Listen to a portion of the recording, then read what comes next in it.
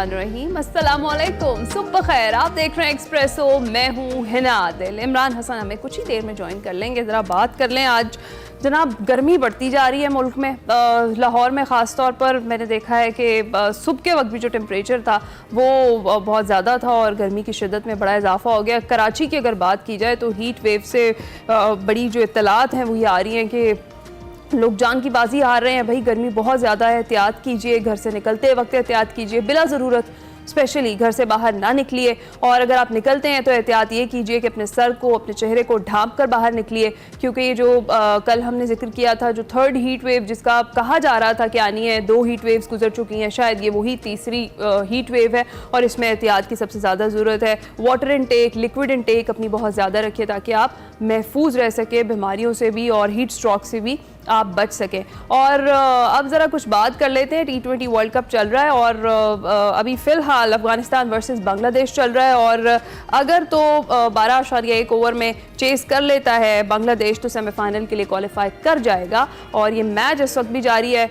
Match को रोकना पड़ा बारिश के बारिश और उसके बाद दोबारा से ये मैच जो है वो कंटिन्यू हुआ है और आप देख सकते हैं इस वक्त ये मनाजिर है। 73 पर 5 इस वक्त जो स्कोर है वो चल रहा है और जो सिचुएशन है वो ज़रा अब गुमो की है। देखते हैं कि क्या बनता है। और अगर बात की जाए भारत की सुपर 8 मरले में फतवात की हैट्रिक की, तो ऑस्ट्रेलियाई टीम अगर मगर के खेल में अब मजीद धंस गई है और सेंट लूसिया के डेरेन सेमी स्टेडियम में ऑस्ट्रेलिया की टीम 206 रन का जो कोह मालिया असर करते हुए 181 रन ही बना सकी है। और ट्रेविस हेड की 43 गेंदों पर जो 76 रन्स की मज़ामती इनिंग्स है वो भी किसी काम नहीं आई है। और अगर बात करें कप्तान मिचेल मार्श की तो 37 और गैलन मैक्सवेल 20 रन बनाकर पवेलियन लौट गए। ट्रेविस हेड की 43 गेंदों की जो हमने बात की उस पर भी उसका भी कोई फ़ायदा नहीं हो सका। और भारतीय फास्ट बॉलर अर्शदीप सिंह ने 3 खिलाड़ियों को चलता किया है। स्पिनर कुलदीप यादव ने 2 विकेटें अपने नाम की हैं। वैसे कल ये प्रेडिक्शन थी कि जो इंडिया है वो जीत जाएगा, वो इस मैच को और क्वालिफाई कर लेगा। और कल बड़ा कह लें कि टफ किस्म का मैच था। और रोहित शर्मा की बात करें तो कैंगरूज को उन्होंने खूब धोया। 41 गेंदों पर 92 रन की बर्क रफ्तार इनिंग्स उन्होंने खेली और हिटमैन की इनिंग्स में 8 छक्के और 7 चौके भी शामिल थे। और ये सारी सिचुएशन कल के मैच की रही है और सेमीफाइनल के लिए क्वालिफाई कर चुका है इस वक्त भारत, जो हमारा रिवायती हरीफ है। बिल्कुल इस चीज़ की खुशी तो मुझे नहीं हो रही, लेकिन कल का मैच अच्छा था, देखने के काबिल था। और अगर बात कर लें हम अपनी पाकिस्तानी क्रिकेट टीम की, तो जनाब डोमेस्टिक क्रिकेट में बेहतरी के हवाले से कुछ फैसले कर लिए गए हैं और मोहसिन नकवी ने क्वालिटी डोमेस्टिक क्रिकेट को फ़रोग देने के प्लान की उसूली मंजूरी अब दे दी है। और यही कहा जा रहा है, चेयरमैन PCB मोहसिन नकवी की ज़ेर सदारत नेशनल क्रिकेट अकेडमी में इजलास हुआ, वो 3 घंटे तक चला और उसके अंदर बड़े बड़े फैसले किए गए। और ये कहा गया कि इंडिया, ऑस्ट्रेलिया और इंग्लैंड और न्यूजीलैंड के डोमेस्टिक क्रिकेट के जो स्ट्रक्चर है उसका भी जायज़ा लिया गया और उसके अकॉर्डिंग बात की गई कि क्वालिटी डोमेस्टिक क्रिकेट को हर सतह पर फ़रोग देने की बेहद ज़रूरत है। और उनका यही कहना था कि फ़िटनेस और मेरिट पर खिलाड़ियों को आगे आने का मौका दिया जाएगा, क्योंकि हमेशा से ही PCB पर इल्ज़ामात की बौछार होती रही है और ये कहा जाता रहा है कि सियासी भर्तियां होती हैं और उसके बाद पसंद नापसंद के लोग लाए जाते हैं। तो अब कहा यही जा रहा है कि क्रिकेट को निचली सतह पर फ़रोग मिलेगा, इसके बड़े पॉजिटिव जो है वो नताइज आएंगे। पाकिस्तान की डोमेस्टिक क्रिकेट में बेहतरी के हवाले से बड़े अहम फैसले इस इजलास में कल किए गए हैं। ये तो हो गई क्रिकेट की बात, इस पर डिटेल में भी हम आज बात करेंगे, तज्जिया भी लेंगे इसके ऊपर। अभी बड़ी खबर शामिल करते हैं।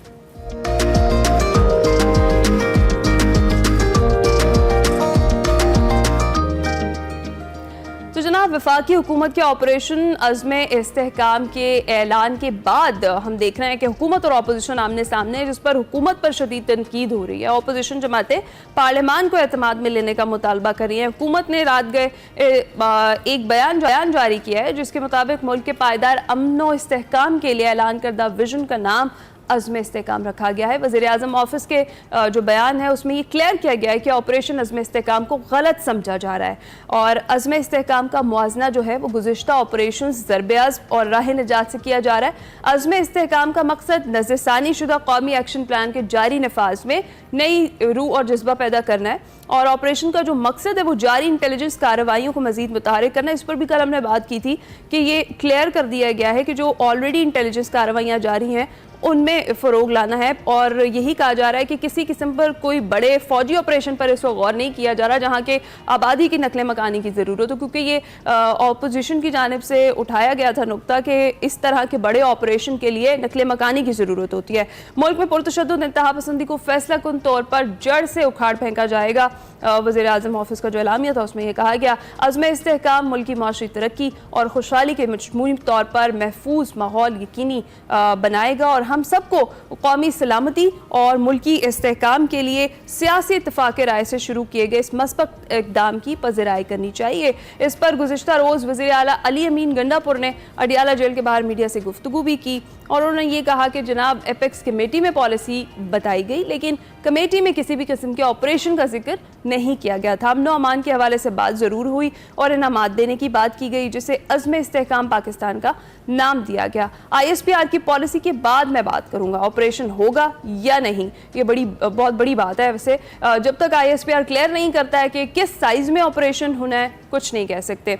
इस हवाले से उन्होंने ये कहा कि अवाम और सूबों को एतमाद में लेना बहुत ज़्यादा ज़रूरी है और मौलाना फजलुर रहमान की अगर बात करें तो वो भी इस पर खामोश नहीं है। उन्होंने मीडिया से गुफ्तगू करते हुए कहा कि ऑपरेशन अज़्म इस्तेहकाम एक्चुअली जो है वो ऑपरेशन अदम इस्तेहकाम साबित होगा। अब माजी में होने वाले ऑपरेशन के नताइज सामने रखें। मौलाना फजलुर रहमान ने यह सवाल किया कि मुल्क को और कमज़ोर क्यों किया जा रहा है और शहबाज शरीफ वज़ीर-ए-आज़म नहीं है, वो बस कुर्सी पर बैठे हैं। पाकिस्तान तहरीक इंसाफ भी कहीं ना कहीं यही बात करती हुई दिखाई देती है और दूसरी जानिब सुन्नी इत्तेहाद काउंसिल की जो मखसूस नशिस्तों का मामला है सुप्रीम कोर्ट में समाअत आज फिर से होगी। कल भी समाअत हुई थी। गुज़िश्ता रोज़ चीफ जस्टिस काजी फाइज ईसा के सुन्नी इत्तेहाद काउंसिल की मखसूस नशिस्तों से मुतालिक जो थे वो केस में अहम रिमार्क्स थे और उनकी जानिब से ये कहा गया था कि मखसूस नशिस्तों से मुतालिक आइन वाज़े है, आइन से हट कर कोई भी जज फैसला हरगिज़ नहीं कर सकता है और उन्होंने ये भी कहा कि आज़ाद अरकान ने PTI ज्वाइन ना करके सियासी खुदकुशी नहीं की। क्या ये सवाल था। इसी पर जो पॉलिटिकल सिचुएशन है इस पर बात कर लेते हैं। मौजूद हैं आमिर ज़िया साहब। अस्सलाम वालेकुम आमिर ज़िया साहब, गुड मॉर्निंग सर। ये जो सिचुएशन इस वक्त बनी हुई है अज़्म इस्तेहकाम को लेकर, क्या लगता है ये जो ऑपोजिशन अपना किरदार अदा करना चाह रही है या ऑपोजिशन की जानिब से जो इनकार किया जा रहा है और ये शिकवे शिकायतें की जा रही है, क्या ये दुरुस्त है? देखिए, अभी जो आप वज़ीर-ए-आज़म हाउस से एक बयान आया है जिसके बारे में आप अभी इतने उसमें तस्करा भी कर रही थी, वो वजाहती बयान था और ये इस चीज की निशानदेही करता है कि बात जो वज़ीर-ए-आज़म ने कहा ना, वज़ीर-ए-आज़म हाउस के स्टेटमेंट ने कि लोगों ने ऑपरेशन का मतलब गलत समझा, मैं कहूँगा कि उस ऑपरेशन का मतलब गलत समझाया गया, ये मसला इब्लाग का है। ये तो वज़ीर-ए-आज़म हाउस को पहले सोचना चाहिए था कि भाई आप जब कोई ऐलान कर रहे हैं और उसको आप सही तरह से लोगों को समझा नहीं पा रहे तो ज़ाहिर है कि लोगों में गलत फहमियाँ पैदा होंगी, इख्तिलाफ में गलत फहमी होगी, अवाम में होगी। तो ये जो लोगों की शिकवे शिकायत थे, लोगों में खौफ था, सवाली निशानात थे, उसकी वजह हमें समझ में आनी चाहिए कि हुकूमत की नाकामी है कि वो अपने आदाब को वाज़े तौर पर लोगों को समझा नहीं पाई। और ज़ाहिर है कि जब आप ऑपरेशन का नाम सुनते हैं तो आपको जो माजी में किए गए ऑपरेशन हैं वो याद आते हैं। अच्छा, उस जमाने में और आज में बड़ा फर्क आ गया है। आज पाकिस्तान दहशतगर्दी की उस सूरत हाल के शिकार नहीं जो एक जमाने में हुआ करता था। खुदा का शुक्र है कि बड़ी कुर्बानियों के बाद पाकिस्तान में ऐसे कोई नो गो एरियाज नहीं है कि जहाँ पर अस्करियत पसंदों का कब्जा हो। अब तो वो हिट एंड रन ऑपरेशन करते हैं, अफगानिस्तान को एज ए जंपिंग बोर्ड इस्तेमाल करते हैं पाकिस्तान के खिलाफ कार्रवाइयाँ करने के लिए। तो जब सूरत हाल बदल गई तो ऑपरेशन के वो भी बदलेगा, तरीक़ेकार भी बदलेगा।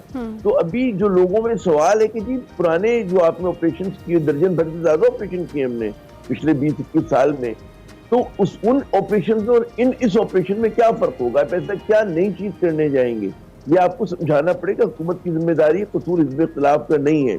फिर एक और बात आपको समझनी चाहिए कि भाई हमेशा हम हर चीज में बहुत ज्यादा जोर जो है वो अपनी पाक फौज पे डालते हैं। पाक फौज ने बेशुमार कुर्बानियां दी हैं, मुसलसल दे रही है, लेकिन यहाँ पर सिविल इंफ्रास्ट्रक्चर कहाँ है आपका? दहशतगर्दी के खिलाफ लड़ाई में जो हर अव्वल दस्ता होता है वो पुलिस होती है, पुलिस होती, काउंटर टेररिज्म के डिपार्टमेंट होते हैं सूबाई उसके हुकूमतों के, उनको क्यों नहीं मजबूत किया जा रहा, उनको क्यों नहीं फाल किया जा रहा।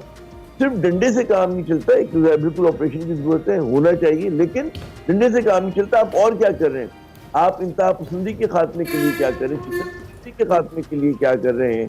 क्या वो जो आपने नेशनल एक्शन प्लान में 20 नुकात रखे थे उसको झाड़ पोंछ के निकाला जाएगा, फिर सोचा जाएगा जी उस पर कहाँ अमल करें। तो मेरे ख्याल में सारा जो ये पूरा बुहरान खड़ा हुआ, इसकी जिम्मेदारी कुलियतन हुकूमत पे जाती कि वो अपनी बात को समझा नहीं पाई। आप अच्छा दूसरी बात ये देखें कि हम लोग बात करते हैं कि जी ऑपरेशन होगा नहीं होगा कैसा होगा, उसमें केपी के जो स्टेक होल्डर्स हैं, बलूचिस्तान के जो स्टेक होल्डर्स हैं वो कहाँ हैं। वहाँ की सिविल सोसाइटी से एंगेज करना चाहिए, वहाँ की सियासी जमातों से करना चाहिए। पीटीआई की बात हुई, खुदा आपका भला करे, यूआईएफ हुई, अवामी नेशनल पार्टी ने पर तहफुजात के इजहार किया है। वहाँ पर इस तरह के दानिशवर अफराज़ फटक जैसे लोग हैं, बड़े बड़े सहाफ़ी हैं, लिखने वाले हैं, उनसे बात करनी चाहिए। और ताकि जब लोगों की ओनरशिप होगी तो आप एक कामयाब उसको एक कार्रवाई कर सकेंगे। ऑपरेशन का लफ्ज़ किसी को गलत लगता है, आप हिकमत अमली कह लें, पॉलिसी कह लें, दहशतगर्दी का सद्देबाब कह लें, नामों में क्या रखा है ना। लेकिन हमारे यहाँ देखिए कि जिस चीज पे कौमी इत्तेफाक राय होना चाहिए, बदकिस्मती है कि हुकूमत उस पे कौमी इत्तेफाक राय पैदा करने में नाकाम होती है। और फिर मैं कहूँगा मसला है इबलाग का। जनाब अच्छा, यानी यही वजह बनी कि वजाहती बयान जो है वो फिर हुकूमत को जारी करना पड़ा और ये सारी सिचुएशन जो थी वो खुल के समझानी पड़ी कि इसका मुआवजा जो है वो जो प्रीवियस ऑपरेशंस थे फौजी तर्ज के उनके साथ ना किया जाए। ये सिर्फ जो करंट इस वक्त जो ऑपरेशंस चल रहे हैं उनमें ही मजीद फ़रोग के हवाले से बात की जा रही है। ये बिल्कुल दुरुस्त आपने कही, जो वजाहती बयान है इस बात का गम्माजी करता है कि हुकूमत को भी एहसास हुआ कि जी हमारा कम्युनिकेशन में कोई मसला आ गया है। और कम्युनिकेशन का मसला जो है फिर वो इसमें खिलाफ तो नहीं है कि अगर आप जो है लोगों को समझा ही नहीं पा रहे कि जी हमें करना क्या है, हमें किस रास्ते पे जाना है। आपने एक अच्छा सा नया नाम दे दिया जी, अज़्म पाकिस्तान या जो भी है इस्तेकाम जो है, अज़्म इस्तेकाम आपने बड़ा अच्छा सा नाम दे दिया। लेकिन आप सोचिए तो कि उस इस्तेकाम के लिए क्या क्या करना पड़ेगा। इस्तेकाम के लिए सबसे पहली जरूरत तो है जी सियासी इस्तेकाम की, एक लेजिटिमेट हुकूमत की जिसपे लोग एतमाद करते हो, तो लोग समझते हो। आप बजट सही तरह से नहीं दे पा रहे, आप जो है लोग पूरा पाकिस्तान सरापा एहतजाज बना हुआ है कि हुकूमत ने अपने खर्चे कम नहीं किए, हुकूमत की याशियां वैसी जा रही हो, सारा बोझ जो उन्होंने टैक्स पेयर पे डाल दिया है उन लोगों पे जो पहली टैक्स देते हैं। तो आप अदम इस्तेकाम की बात तो आप खुद कर रहे हैं।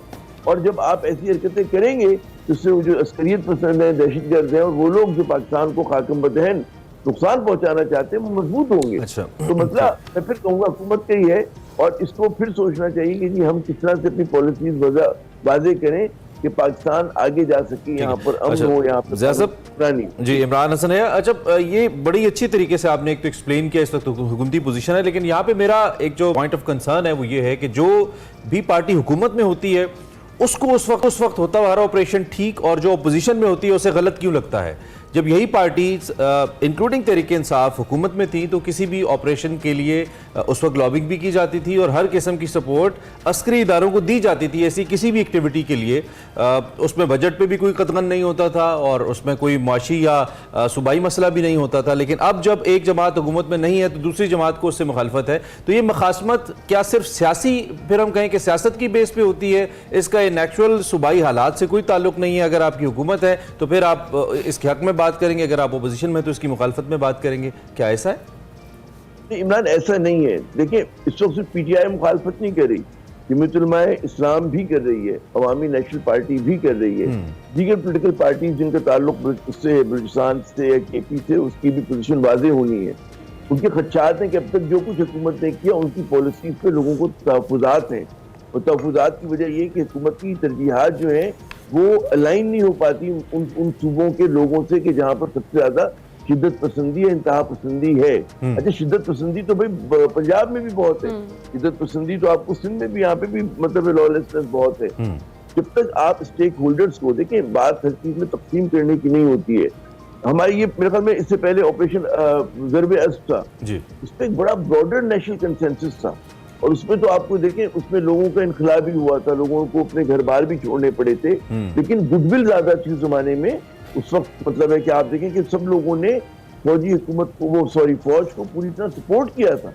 और वो सिविल सोसाइटी हो, सहाफी हो, सियासी जमातें हो, क्योंकि सबको पता था कि नेशनल कॉज है। तो उसमें एक और बात याद करें कि एक जमाने में नून लीग की जब हुकूमत थी तो वो हुकूमत जो थी ऑपरेशन के हवाले से अनसर्टेनिटी का शिकार थी, गैर यकीनी सूरत हाल का शिकार थी। उनके जो वजीर दाखिला होते थे चौधरी निसार, वो, और ये इनिशिएटिव बुनियादी तौर पे पाक फौज का था। जब उन्होंने ऑपरेशन कर दिया, नॉर्थ वजीरिस्तान में चले गए उन्होंने और शुरू कर दिया, तो हमारे जो सिविल हुक्मरान थे तैयार नहीं थे, लेकिन अवाम ने पाक फौज का साथ दिया, क्योंकि चीजों को समझा बड़ी अच्छी तरह से दिया गया था। फिर रद्दुल फसाद आए, रद्दुल फसाद के भी फेजेस थे ना, रद्दुल फसाद को भी लोगों ने बड़ी तायद की थी उसकी कि जी उसी का कंटिन्यूएशन है, और उसको भी एक्सप्लेन किया गया था कि जी हम लोगों ने भी ये काम कर दिया है, ज़रबत के आदाब हासिल कर लिए, रद्दुल फसाद में हम ये करेंगे। अब जो अज़्म इस्तेकाम है उसके बारे में तो आज आप देखें ना कि क्यों वज़ीर आज़म हाउस को एक बयान जारी करना पड़ा कि जी हमारा वो ऑपरेशन, ये जो ऑपरेशन है पुराने ऑपरेशन से किस तरह से मुख्तलिफ होगा। तो मसला तो फिर हुकूमत का आ गया ना कि आप समझा ही नहीं पा रहे, आप लोगों से बात नहीं कर पा रहे।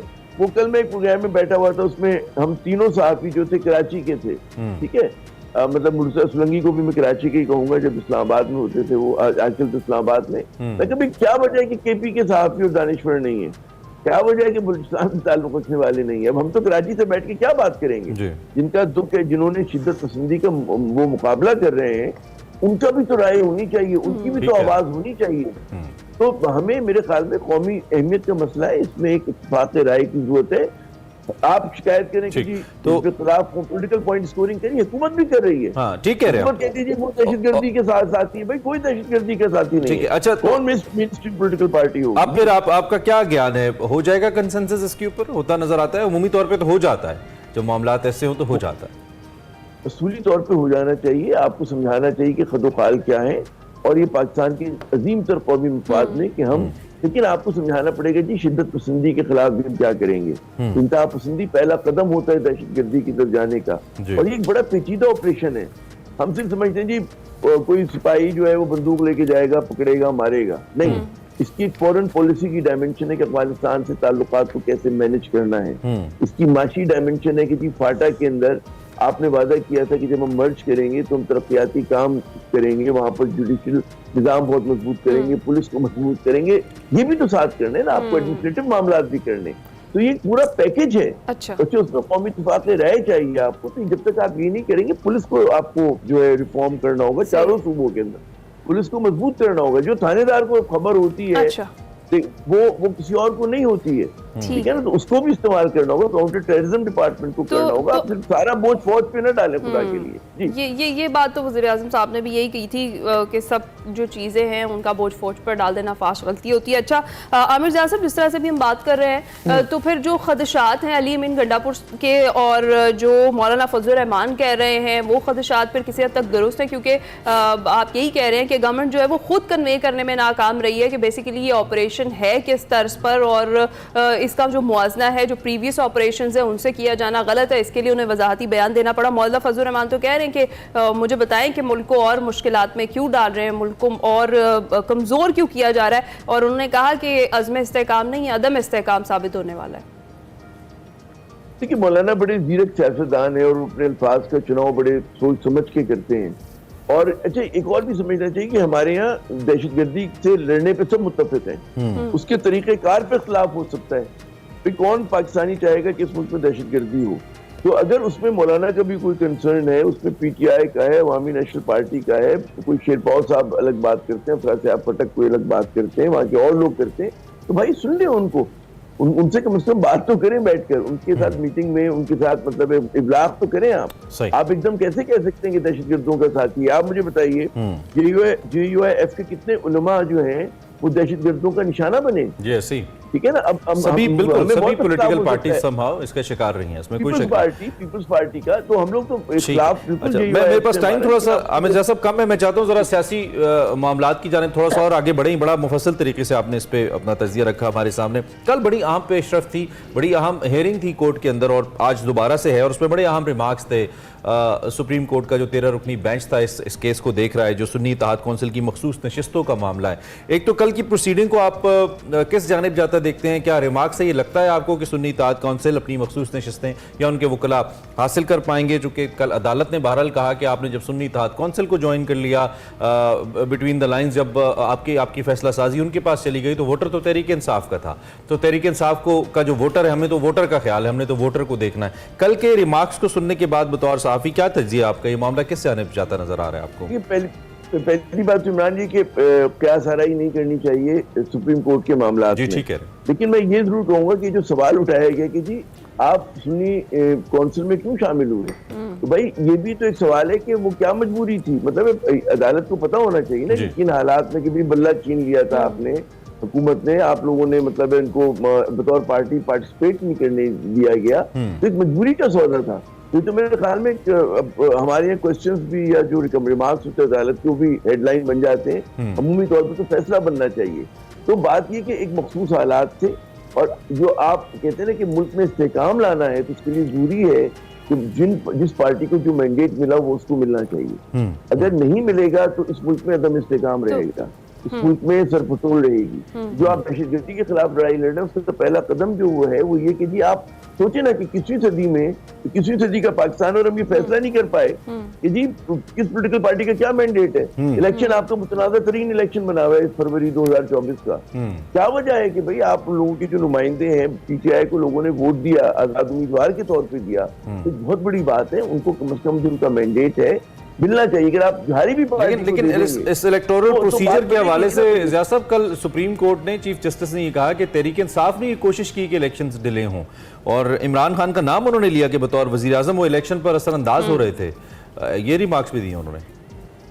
अब मुझे नहीं पता, क्योंकि जो हमने और आपने भी कवर किया, पीटीआई तो बहुत पहले से कह रही थी जी इंतखाबात होने चाहिए, इंतखाबात होने चाहिए, और वो मुसलसल डिले होते रहे। मतलब जब उन्होंने असेंबलियों से इस्तीफा दिया तो इंतखाबात होने चाहिए थे। फिर आप देखें कि वफाक में अननेसेसरी डिले किया गया पीडीएम की हुकूमत को, मतलब जो केयर टेकर आए उनको, मतलब जो मैंडेट था 3 माह में इलेक्शन होने चाहिए थे, नहीं हुए। तो मुझे नहीं पता कि किस तरह से रिमार्क दिए गए, किस तनाजुर में दिए गए मौजूद अदालत ने, हमारे सुप्रीम कोर्ट के जो मौजूद जजेज हैं, लेकिन हकायक तो कुछ और कहते हैं, बच्चे बच्चे को पता है। और मेरे ख्याल में सुप्रीम कोर्ट को भी आगाही है कि क्या मखसूस हालात थे जिसकी वजह से ये कंट्रडिक्शन पैदा हुआ, और उस कंट्रडिक्शन को रिजॉल्व करें। देखिए बिल्कुल नई सूरत हाल सुप्रीम कोर्ट के सामने है, लेकिन उसको वही फैसला करना है कि जो अवाम की ख्वाहिश थी, कि अवाम ने अगर नून लीग को वोट दिया तो भाई आप उनको मैंडेट दे दें, लेकिन अगर नहीं वोट दिया तो आप उनको मखसूस नशिस्तें कैसे दे सकते हैं? मेरा बड़ा बुनियादी सवाल है। एक मतलब अगर आप देंगे तो उसका क्या नतीजा होगा? पूरी दुनिया में मजाक उड़ेगा, मुल्क में आपके यहाँ मजीद मतलब सरपटोल जारी रहेगी, लोग एहतजाज करते रहेंगे, तो ये तो जमाने में पनपने की बात नहीं होती। जी बिल्कुल ठीक है, बहुत शुक्रिया आमिर ज़िया साहब, बड़ा मुफस्सिल तज्ज़िया आपने दिया। हमने ऑपरेशन अज़्म इस्तेहकाम पे भी बात की, और आज जो बड़ा इंपॉर्टेंट केस है जिसकी हेयरिंग है सुप्रीम कोर्ट में कल भी हुई थी, उस पर भी हमने डिस्कशन किया। एक्सप्रेसो में वक्त एक ब्रेक का। Welcome back to Expresso. इस उम्मीद के साथ कि आप हमारे साथ हैं। अब हमने एक सिलसिला शुरू किया, हम रोज़ाना की बुनियाद पे या तकरीबन हफ्ते में 2-3 बार कोई ना कोई ऐसे मौज़ूआत ज़रूर पिक करते हैं जिसका ताल्लुक बराह रास्त आपकी सेहत से होता है या आपकी रोज़मर्रा ज़िंदगी से होता है। मोटापा एक ऐसी चीज़ है जिसके कहीं ना कहीं हम सभी शिकार हैं। जो मोटे नहीं हैं, यानी कि मेरे जैसे लोग, वो भी कहीं ना कहीं इसका शिकार इसलिए रहते हैं कि वो समझते हैं कि हम ओवरवेट हैं, आइडियल वेट हमें चाहिए या आइडियल शेप हमें चाहिए, और जो बेचारे मोटे हैं या जिनका वजन ज़्यादा है उनका तो है ही। तो इसके कम करने के लिए है ना, लोग मुख्तलिफ किस्म की टेक्निक्स खासतौर पर ख़वातीन अपनाती हैं। कभी अपने डाइट पैटर्न को तब्दील कर रही होती हैं, कभी इंटेंस एक्सरसाइज की तरफ लोग जाते हैं, और डाइट पैटर्न के अंदर भी फिर लोग ऐसी डाइट लेते हैं जो बाज़ औक़ात आपकी हेल्थ को नुकसान पहुँचाती है शॉर्टकट के चक्कर में। किसी गाइडलाइन की अपनी मर्जी से अपना डाइट प्लान खुद ही बना लेते वो डिजाइन कर लेते हैं और फिर मसाइल में फंसते हैं। तो फिर हमने कहा कि ये ऐसी गलतियां लोग, खास तौर पे खवातीन की मैं बात इसलिए करूं कि खवातीन चाहती हैं कि जल्दी से वेट कम हो जाए प्रेगनेंसी के बाद या शादी के बाद या शादी से पहले, इनफैक्ट कि शादी पे वो अच्छे दिखें, और हजरात का भी मसला है। तो क्या आपको ऐसी टेक्निक्स आजमानी चाहिए, इस्तेमाल करनी चाहिए जो क्विकली आपका वेट कम करें, और खास तौर पे डाइट पैटर्न्स को इस्तेमाल करते हुए क्या ये आपकी सेहत के लिए ठीक है या नहीं, इसका नुकसान क्या है, फ़ायदा क्या है, इसी पे हमने बात की। जी हाँ, और बात करने के लिए जो हमारी गेस्ट हैं वो माहिर ग़िज़ाइयत हैं, सारा इकराम हमारे साथ मौजूद है। अस्सलाम वालेकुम सारा, गुड मॉर्निंग, कैसी हैं आप? वालेकुम अस्सलाम, very good morning to you, I am good, thank you, अल्हम्दुलिल्लाह। अच्छा सारा, सबसे पहले तो एक ये मिथ भी है, ज़रा मैं स्टार्ट यहीं से कर लेती हूँ कि जो गर्मियाँ हैं वो वेट लॉस के लिए वो बड़ा अच्छा और साजगार जो माहौल है वो फराहम करती हैं, क्या वाकई ऐसा है? गर्मी इस वक्त जो कराची में पड़ी है वो हीट स्ट्रोक ज़रूर दे देगी आपको। एक्सरसाइज करने में ज़रूर मदद करेगी शाम में, इसके अलावा कुछ नहीं करेगी। डाइट पैटर्न्स का कितना ताल्लुक है वजन कम करने से? क्या वजन कम करना सिर्फ बराह रास्त एक्सरसाइज से ही मुंसलिक है या मुताल्लिक है? और ख़ास तौर पे कम वक्त में ज़्यादा वजन कम करने के जो ख्वाहिशमंद ख़वातीन व हज़रात होते हैं वो बाज़ औक़ात कुछ ऐसे डाइट पैटर्न्स पे चले जाते हैं जो शायद वजन तो थोड़ा उनका कम कर दें लेकिन बाकी सेहत को नुकसान देते हैं। आपके पास ऐसे लोग आते भी होंगे, तो इस हवाले से हमारे सामने कुछ हक़ाइक़ रखिए। वैसे बेसिकली आप बिल्कुल ठीक कह रहे हैं, आते बेसिकली इसी तरह के ही लोग हैं कि हमें जल्दी करवा दें। बट जो मेरा तजर्बा रहा है इतने सालों में पेशेंट्स के साथ प्रैक्टिस करते हुए, वो यही रहा है कि आप बेसिकली ये जर्नी है, जब आप इस जर्नी में आ जाते हैं तो आपको बहुत सब्र से चलना पड़ता है। तो ज़रूरी नहीं है कि आप जो एक्सपेक्ट करें वो जल्द से जल्द आ जाएगा। और जितनी जल्दी आता है ना, तो अकॉर्डिंग टू द डेटा जो हमने पढ़ा है इतने सालों में, वो ये कि वो सस्टेनेबल नहीं होता। तो जितनी जल्दी आप उसको उतारेंगे वो उससे डबल तरीके से वापस आ जाएगा, क्योंकि सस्टेनेबल नहीं होता ना वो। अच्छा, और सारा जिस तरह से अभी मैंने जिक्र भी किया कि हम लोग ना बगैर किसी गाइडलाइन के खुद ही से अपना डाइट प्लान जो है वो डिज़ाइन कर लेते हैं अपनी मर्ज़ी से, और अपनी एक्सरसाइजेस भी कुछ ऐसे ही है किसी और की देखकर या फिर इंटरनेट से मदद लेकर। तो ये किस हद तक ख़तरनाक हो सकता है? ये इसलिए ख़तरनाक होता है क्योंकि बहुत सारे लोग जो है ना दवाइयों का इस्तेमाल करना शुरू कर देते हैं जब उनको नहीं समझ आता कि वो क्या खा रहे हैं। और दूसरा, आप खुद सोचें कि हम सब लोग एक इंसान है, बिल्कुल गाड़ियों के जैसे हैं। तो हर गाड़ी में पेट्रोल तो नहीं डलता ना, किसी में डीजल डलता है, किसी में हाई ऑक्टेन ऑयल डलता है। तो इसी तरह हमारी बॉडीज़ भी हैं, तो उसमें किसी में कोई न्यूट्रिएंट आपको ज़्यादा देना होता है, किसी में कम। तो वो आपको जब हम एक दूसरे की डाइट कॉपी करते हैं ना, वो नहीं समझ आती है फिर आपको कि उसका क्यों उतरा और मेरा क्यों नहीं उतरा, इसलिए क्योंकि आपका इंजन फ़र्क था। ये चीज़ हम सबको बहुत बेसलाइन पे समझने की ज़रूरत है। दैट इज़ वाई ये इसलिए भी ख़तरनाक हो जाती है। जैसे आप कभी कभी ज़्यादा फ़ैट आपने ज़्यादा खा लिया, हो सकता है कि आपका कोलेस्ट्रॉल बेसलाइन पे ही हाई था, तो वो तो आपके लिए और तकलीफ हो जाएगा ना, फिर हार्ट के इश्यूज आने शुरू हो जाते हैं। तो हर कोई हाई ऑक्टेन तो अफोर्ड नहीं कर सकता, उनके लिए फिर आप क्या तफवीज़ करते हैं? लेकिन जो हम नॉर्मल घर में लोग होते हैं ना, सबसे बेहतर तरीका ये होता है कि जब हम शुरू करें ना, वो अपने पोर्शंस को देखें। बाज़ दफ़ा हम बोर्डम में भी तो खा रहे होते हैं, जैसे कि आपने नोटिस किया होगा, हमने कोविड में बहुत सारे लोगों ने जो है वो बोर्डम में खाया कि कुछ है ही नहीं करने को तो खा ही लेते हैं, क्या करें इधर, यू नो, खा लेते हैं क्योंकि हम कहते हैं कि अच्छा कुछ भी नहीं है, या फिर कुछ भी नहीं, टीवी पे भी कुछ अच्छा नहीं आ रहा, मज़ा नहीं आ रहा, कोई जाने भी नहीं दे रहा, चलो फिर फ्रिज का ही चक्कर लगा लेते हैं। ये छोटी छोटी हैबिट्स जो है ना वो हमें वैसे करती हैं। और वैसे नॉर्मल डेज़ में जो मदर्स होती हैं, जैसे आप लोगों ने जिक्र किया कि प्रेग्नेंट औरतें थीं और फिर वेट गेन हो गया, या वैसे ही मोटापे का शिकार है, आपने उनको देखा होगा कि वो बच्चों का लेफ्ट ओवर बहुत खा लेती हैं। जैसे बचा हुआ था, चलो मैं ही खा लेती हूँ, मैं ही फिनिश कर लेती हूँ। वो जो छोटा छोटा एक्सेस जाता है फिर वो वेट गेन की वजह से, वेट गेन के ही अच्छा, कुछ लोग इसको सारा बिल्कुल कुछ नहीं समझते, खास तौर पे हम अपने घरों के अंदर भी ये देखते हैं ना, बड़ा राइटली आपने पॉइंट आउट किया, हमारी खवातीन जो है ना वो इस्तेमाल कर रही होती हैं। तो आपके ख्याल में ये बहुत बड़ा बायस है वजन बढ़ने का, जो लेफ्ट आउट थोड़ा खाना बचा है, अम्मी ने वैसे ही खा लिया या किसी और ने खा लिया कि बचा हुआ मैं खा लेती हूँ या मैं खा लेता हूँ? ये बिल्कुल, मैं तो बहुत ज़्यादा डिस्करेज करती हूँ। मैं कहती हूँ देखें वो आपका पोर्शन नहीं है, क्योंकि हो सकता है कि आप वो बिल्कुल नहीं कर सकते। क्या गुंजाइश है थोड़ी बहुत कोई ऐसा डाइट प्लान जिसको फॉलो किया जाए, जो जैसे कि पोर्शंस तो आपने जिक्र किया। अगर हम बात करें खासतौर पर आजकल की, ये जो पोस्ट ईद हमारा जो ये चल रहे हैं वीक्स, इसमें तो जो स्टोर किया हुआ गोश्त है वो हर जगह पर खाया जा रहा है और गर्मी भी बहुत ज़्यादा है। तो इस सारी सिचुएशन में ज़रा गाइड कीजिएगा क्या खाना चाहिए और कितना? देखिए, सब जो मैं आपको यही बताऊं कि मेरा एक्सपीरियंस ये रहा है, और अक्सर मैं अपने पेशेंट्स को ये कह रही होती हूँ कि देखो खा के वेट लूज़ होगा, तो मुझे अक्सर देख रहे होते हैं ये कैसे पॉसिबल है। तो एक्चुअल में जो वेट लॉस होता है वो खा के ही होता है, स्किप कर करके नहीं होता, या स्टारवेशन में जैसे बहुत सारे लोग होते हैं वो रात का खाना नहीं खाते, या कभी कहते हैं हम दोपहर का खाना नहीं खाते। ये जो स्किपिंग वाली हैबिट होती है, ये मज़ीद आपकी बॉडी का मेटाबॉलिक प्रोसेस स्लो डाउन कर देती है। तो आप जब ये कह रहे हो ना कि मुझे खाना पसंद है, तो बहुत अच्छी बात है। ये तो हम न्यूट्रिशनिस्ट के लिए या डाइटिशियन की फेवर में जाती है बात कि आप खाने वाले हैं, तो हमें ईजियर होता है कि वो हम उसका स्ट्रक्चर चेंज कर दें उसी खाने का जो आप खा रहे हो, उसी लिटरली जो आप पाकिस्तान में हम खाते हैं, रोटी दाल बेसिकली सब्जी, ये सब चीज़ों को ही मिला के वेट लॉस हो जाता है आराम से। सो बस दूसरी बात जो आपने मुझसे कही कि बकरा ईद के गोश्त की, देखें बकरा ईद का गोश्त जो है ना वो कैलोरिक डेंस होता है। सो बेसिकली उसका ये मतलब होता है कि उसके अंदर मज़ीद ज़्यादा ग़िज़ाइयत होती है, तो आपको उसको हज़म करने में भी बॉडी को कुछ नॉर्मली ज़्यादा घंटे चाहिए होते हैं। अगर हम रात के वक्त मटन का गोश्त खाएं तो वो हम तो सो जाते हैं ना, जैसे 11-12 बजे अगर सो गए, लेकिन बॉडी आपकी उठी रहती है क्योंकि वो प्रोटीन इतना हैवी होता है उसको डाइजेस्ट और एब्जॉर्ब करने में।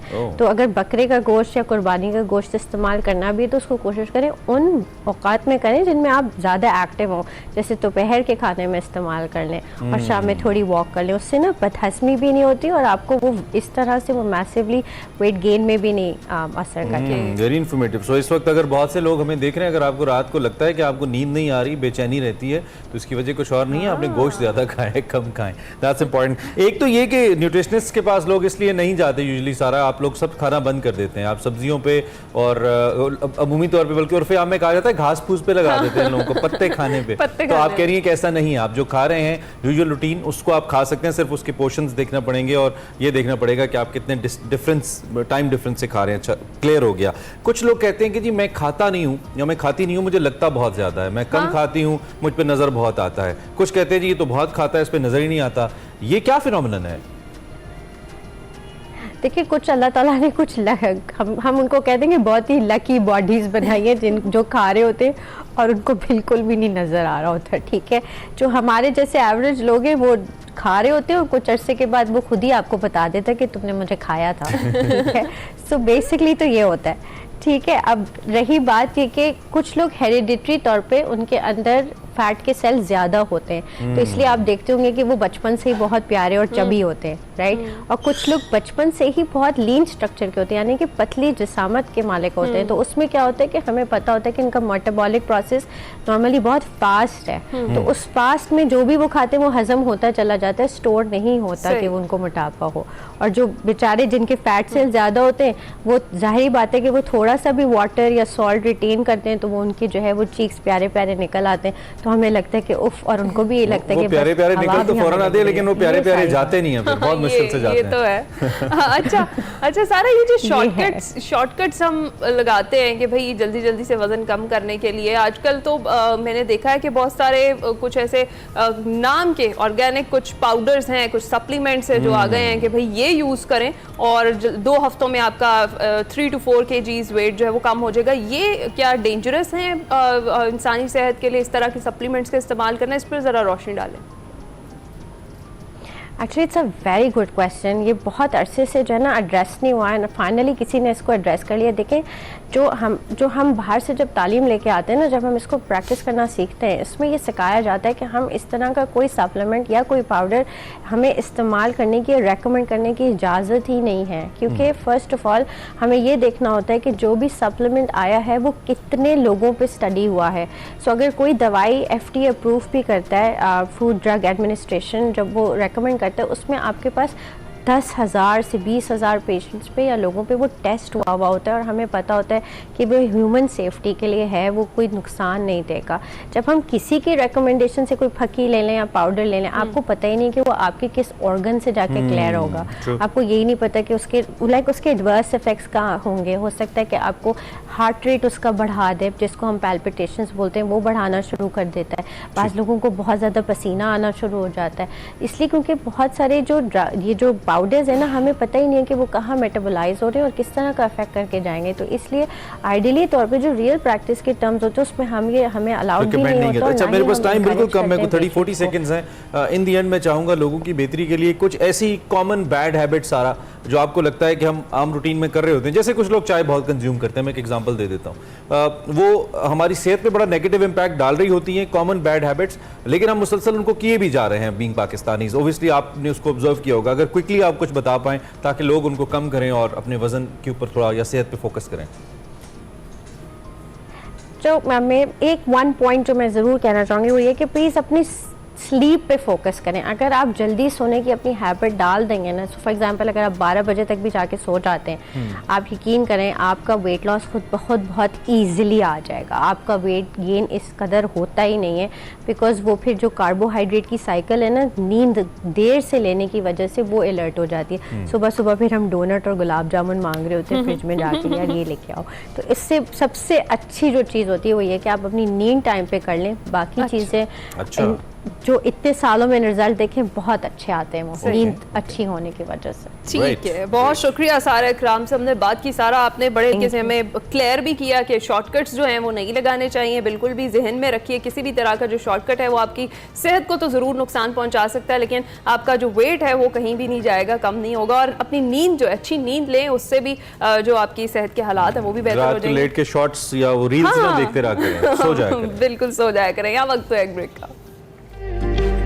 जी, गर्मी बहुत शदीद है। हमें मुझ समेत सबका मसला है कि शदीद गर्मी की जो लहर है ना वो इस वक्त चल रही है मुल्क में। और लाहौर में तो फिर भी सिचुएशन बहुत गर्म होने के बावजूद कंट्रोल में, कराची में हालात बहुत खराब है, बहुत खराब है, बहुत ज़्यादा खराब है। और यही बताया जा रहा है कि जनाब जो कराची की गर्मी थी वो अगर 43 थी तो वो फील्स लाइक 51 जो है वो थी, और वो उसने बड़ा बुरा हाल किया है। बहुत सारे लोग अस्पतालों में जा पहुंचे हैं इस हीट वेव के बायस, हीट स्ट्रोक के बायस। और समुद्री हवाएं भी बंद है ना, इस वजह से भी कराची में ज्यादा मसला मेरे ख्याल से इमरान इसलिए भी होता है। और वहां पर जब जो सफोकेशन वाली गर्मी है ना वो बड़ी शिद्दत से होती है। और अगर बात की जाए महकमा मौसमियात की, तो वो भी कराची में मजीद 2 रोज तक शदीद गर्मी की पेशगोई कर रहे हैं जनाब, और कह रहे हैं कि गुज़िश्ता रोज जो है 42 डिग्री की गर्मी 50 डिग्री से भी ज्यादा महसूस की गई थी। और गुलिस्तान जौहर जिसे फ्लैट्स के जंगल भी कहा जाता है, वहां रेगिस्तान जैसी गर्मी महसूस की गई और दर्जा हरारत 43.7 रिकॉर्ड किया गया। बहुत ज़्यादा है ये। शहर के मुख्तलिफ इलाकों में शदीद जो गर्मी है उसके दौरान पानी की सप्लाई भी मुअत्तल रही। कराची का बड़ा पुराना ही मसला है जी। मैं खास तौर पे कम से कम हुकूमती हलकों में तो ऐसा नहीं होता, दो कि इस वक्त जो पोश इलाके हैं, DHA जैसे जो लोग वहाँ पे रहते हैं, क्योंकि ज़्यादातर उमरा वहीं पे रहते हैं, वहाँ भी लोग टैंकर से पानी डलवाते हैं। तो इतना बड़ा शहर है और पीपल्स पार्टी यहाँ पे कई बार बरसर इक़्तिदार रही है। उनकी फेडरल गवर्नमेंट, उनकी सूबाई हुकूमत भी रही है और अब तो लोकल गवर्नमेंट भी उन्हीं की है और नाजिम भी उन्हीं के हैं, मेयर जिन्हें कहा जाता है। लेकिन अभी तक वो पानी का मसला हल नहीं कर पाए। आपने जिन एरियाज का जिक्र किया उसमें फेडरल बी एरिया है 1920, इसके अलावा खारादर का इलाका है, यहाँ पे भी पानी गायब है, जबकि बल्दिया नेवल कॉलोनी, मूसा कॉलोनी, यहाँ पे भी पानी नहीं है। शदीद गर्मी। और गुलिस्तान जौहर का आपने जिक्र किया, मुझे तो जाने का इत्तेफाक हुआ है वहाँ पे। इसको किसी वजह से कहा जाता है फ्लैट्स का जंगल, चूंकि एक बड़ी तादाद में फ्लैट्स यहाँ पे बिल्डिंग्स मौजूद हैं और इंसान ऐसे लगता है जैसे जंगल में इंसान खोसा जाता है ना, ऐसे फ्लैट्स में इंसान खोसा जाता है। लेकिन उन सभी फ्लैट्स के अंदर फैमिलीज आबाद है, 5-5, 6-6, 8-8, 10-10 लोग भी किसी एक फ्लैट में रहते हैं। इंतहाई मुश्किल सूरत हाल उस वक्त हो जाती है जब भी मौसम में किसी किस्म की शिद्दत वहाँ पे आती है और गर्मी हो, बिजली बंद हो जाए, पानी आ ना रहा हो और हर तरफ कंक्रीट का जंगल आपको नजर आए, तो कितनी मुश्किल सूरत हाल होगी। और ये बात हम किसी दूर दराज इलाके की नहीं कर रहे, पाकिस्तान के फाइनेंशियल हब कराची के दिल गुलिस्तान जौहर की बात कर रहे हैं। तो कितनी कसमपुरसी की सूरत हाल है। हुकूमत को इमरजेंसी नाफिज करनी चाहिए थी, हुकूमती टैंकर्स मौजूद होने चाहिए थे, पानी पिलाने के लिए सड़कों के ऊपर हुकूमत की तरफ से इक़दाम होने चाहिए थे। जीरो इक़दाम हैं और लोगों को मौसम की सख्ती के रहमो करम पे छोड़ दिया गया है। एज यूजुअल कराची की और सिंध की हुकूमत कुछ करती नजर नहीं आती है। बिल्कुल ऐसा ही है। और इमरान सबसे वर्स्ट सिचुएशन जिसका आपने जिक्र भी कर दिया है कि एक तो गर्मी की शिद्दत इतनी ज़्यादा है, टेम्परेचर इतना ज़्यादा है, उसके बाद पानी नहीं है और बिजली तो बिल्कुल ही नहीं होती। और वो सरापा एहतजाज है। और आप छोटे बच्चों के बारे में सोचिए, शीरख्वार बच्चे या छोटे बच्चे, वो कैसे कितनी मुश्किल से जिंदगी गुजार रहे हैं। और इस सिचुएशन में भी हर एक को अपने काम के लिए तो घर से बाहर निकलना ही पड़ता है। खासतौर पर अगर बिजली नहीं है तो फिर भी लोग घर से बाहर निकलते हैं कि कुछ हवा ले लें। लेकिन वेदर जो है वो काफ़ी सख्त है, गर्मी शदीद है। लेकिन फिर भी एहतियात खुद से कीजिए। अगर गवर्नमेंट को, हुकूमत को आपका ख्याल नहीं है तो अपना ख्याल थोड़ा सा खुद कर लीजिए। जो पानी है, लिक्विड इंटेक है, वो ज़्यादा रखिए अपनी। और एक चीज़ यहाँ पे कहना ज़रूरी है कि जो लोग इस वक्त AC में साहिब इख्तिदार और साहिब इख्तियार लोगों की बात करूँ, अगर आप पंखों ACओं में बैठे हैं और कहीं कोई गरीब का बच्चा बिलक रहा है तो ये कल इसका जवाब आपको देना है। हुक्मरान का हिसाब आम आदमी से सख्त एहतसाब है, सख्त हिसाब है अल्लाह के यहाँ। इस चीज़ को जहन में बाहर निकलिए, हेल्प पीपल, देखिए ये क्या हो रहा है। कल आपने मरना है, आपने इसका जवाब देना। खुदारा एहसास कीजिए, अवाम का भी कुछ एहसास कीजिए। एक्सप्रेसो में वक्त हुआ एक ब्रेक का। Welcome back to Expresso. तो आपको पता है कि बजट पेश कर दिया गया था और जो आवाम की उमंगें थी उन पर पानी फेर दिया गया था, ढेर सारे टैक्सेस लगा दिए गए थे। अब जो बजट पेश किया गया है उस पर बहस जो है वो चल रही थी और हुकूमत की इत्तेहादी जमातें भी हुकूमत को खूब आड़े हाथों ले रही हैं और शहबाज हुकूमत का बजट जो है वो किसी और का बनाया हुआ बजट करार दिया जा रहा है। हुकूमत ने जो बजट पेश किया उसके मुताबिक FBR की टैक्स वसूलियों का हदफ 12,970 अरब रुपए और जो तरक्की की शरह है वो 3.6% रखी गई है। क्या हुकूमत की समत दुरुस्त है और वफाकी बजट में रखे गए जो अहदाफ हैं उनको ये हुकूमत हासिल कर पाएगी और जो तनख्वाहदार तबका है उस पर जो बोझ डाला गया है उस पर हुकूमत नजरसानी कर सकती है नहीं, इस पर हम जरा बात करें क्योंकि हम सबका साझा दुख है। एग्जैक्टली बड़ी पर्टिनेंट शख्सियत हमारे साथ इस हवाले से मौजूद है। मोहम्मद यूनुस ढागा साहब, आप उनको जानते हैं, फॉर्मर फेडरल सी हैं। उसके अलावा जो पॉलिसी रिसर्च एडवाइजरी काउंसिल है उसका भी हिस्सा हैं। तो हमने ज़रूरी समझा कि हम ज़रा कुछ टेक्निकली चीज़ें ढागा साहब से जानने की कोशिश करें और इस पर हम बात करें। Sir thank you very much, आपने हमें ज्वाइन किया। ठीक ठाक है?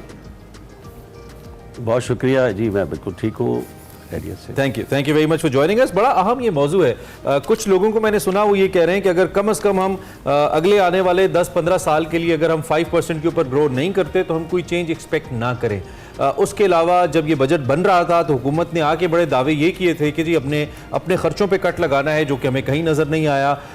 फिर ये जो विंडोज़ हम टैक्सेशन के लिए इस एम्बिशियस हदफ को मुझे कहना चाहिए पूरा करने के लिए हमने बनाई हैं, उन विंडोज़ के अंदर भी ज़्यादा इनडायरेक्ट टैक्सेस को ही हमने फोकस किया। डायरेक्ट टैक्सेस बहुत कम है और अगर कुछ बोझ डाला भी है तो वो हमने उस तबके पे डाला है जो ऑलरेडी टैक्स पे कर रहा है, यानी कि सैलरीड तबका जो है या मिडिल क्लास तबका जो है। हमने रिटेलर्स को इसमें ज़्यादा टारगेट नहीं किया, रियल एस्टेट को नहीं किया। सो ओवरऑल ये जो स्ट्रक्चर है हमारा, ये जो पिक्चर हमारे सामने आई है, आप इससे ढागा साहब किस हद तक मुतमईन है? क्या ये राइट पिक्चर है और आने वाले वक्त में बेहतर रिजल्ट्स देगी हमें?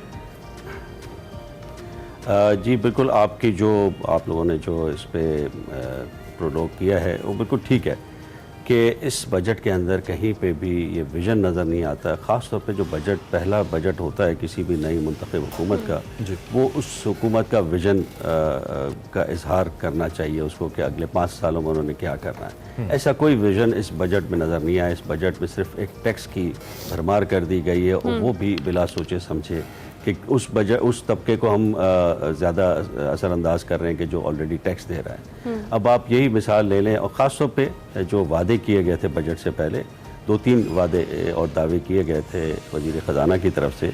एक उन्होंने कहा था कि कोई भी सेक्रेट काउज नहीं होगी, कि कोई भी तबका ऐसा नहीं होगा कि जिससे हम टैक्स ना लें, हर किसी को हिस्सा बकदर जुस्सा लिया जाएगा और ख़ास तौर पे जो ज़्यादा इनकम वाले हैं उनको ज़्यादा टैक्स किया जाएगा, कम इनकम वालों को कम टैक्स किया जाएगा। फिर उन्होंने ये भी वादा किया था कि जो एग्जिस्टिंग टैक्स पेयर्स हैं उसमें मज़ीद बोझ नहीं डाला जाएगा। लेकिन आप ये देखें कि जितने भी बजट इकदाम हैं वो इन तीनों दावों की नफ़ी करते हैं। अब अगर आप देखें कि जी एग्रीकल्चर टैक्स की बात करें कि एग्रीकल्चर हमारे मईशत का कोई 24-25% हिस्सा है GDP का, उसके ऊपर टैक्स ना होने के बराबर है। आप ये देख लें कि पंजाब के टैक्स की जो एग्रीकल्चर टैक्स जो कि सूबे वसूल करते हैं, पंजाब ने सिर्फ 3.5 अरब रुपए का सिर्फ टैक्स का बजट किया है एग्रीकल्चर को। तो ये तो आप समझें कि 0.7% है पंजाब के बजट का। अच्छा। इसी तरह अगर आप सिंध के बजट को देखें तो उसमें सिर्फ 6 अरब रुपए का किया गया है, तखमीना लगाया गया एग्रीकल्चर टैक्स का। तो इसका मतलब यह है कि वो 0.2% सिर्फ टैक्स ले रहे हैं, बाकी सारे के सारा टैक्स उनका आ रहा है ट्रेड की तरफ से, इंडस्ट्री की तरफ से या सैलरीड तबके की तरफ से। तो इसमें मेरा ख्याल है ग्रोथ तो बहुत बुरी तरह मुतासिर होगी। अच्छा। और जो आप इस वक्त कराची और दूसरे जगहों पे हालात देख रहे हैं क्राइम की, उसकी वजह भी यही है कि इस वक्त ग्रोथ इंडस्ट्री की नहीं हो रही, नई जॉब्स नहीं निकल रही, और आपने एक तो इंटरेस्ट रेट ऑलरेडी इतना हाई है, उसको आपको कम करना चाहिए। अब जो आपने जो बात की कि ठीक है आप IMF के ऊपर सारा इल्ज़ाम लगा देंगे बजट कहीं और से बन के आया और IMF ने इनसे कहा था, नहीं, IMF ने इनसे कहा था कि आप अपने बजट खसारे को कम करें। अब बजट खसारा दोनों तरफ से कम होता है, एक तो टैक्स लगा के भी और दूसरा अखराजात कम करके भी। अब अखराजात में अगर आप देखें तो इस वक्त जो शरह सूद है, अब सबसे बड़ा जो हुकूमत का खर्चा है वो सूद की अदायगी का है कि 90-95% हमारा टैक्स रेवेन्यू सूद की अदायगी में जा रहा है। अब सूद की अदायगी को कम करने का आप शरह सूद कम करें, आप देखेंगे इन्फ्लेशन अब सिर्फ 12% पे, लेकिन शरह सूद को आपने 20.5% पे रखा हुआ है। अगर उसी को अगर हम 3% कम कर लें तो आपको 1,000-1,500 रुपए का बचत हो सकती है। डागा साहब मार्जिन अब वहां से बचत कर लें, 3% नीचे आ सकते हैं हम, 3% का मार्जिन है हमारे? बिल्कुल आ सकते हैं, बिल्कुल जनाब। जब हम 6% पे थे 2018 में और हम उसको बढ़ाते हुए 22% पे ले गए तो हमारा जो एक्सक्यूज था स्टेट बैंक ऑफ पाकिस्तान के मॉनेटरी पॉलिसी बोर्ड का वो यही था कि जी के हमारा चूंकि इन्फ्लेशन बहुत हाई है, महंगाई बहुत ऊपर जा रही है, तो इसलिए हम इंटरेस्ट रेट को बढ़ा रहे हैं। अब जब महंगाई और इन्फ्लेशन 12% पे है तो अब 20% पे आप नहीं रह सकते, आपको उसको 14-15% पे लाना चाहिए।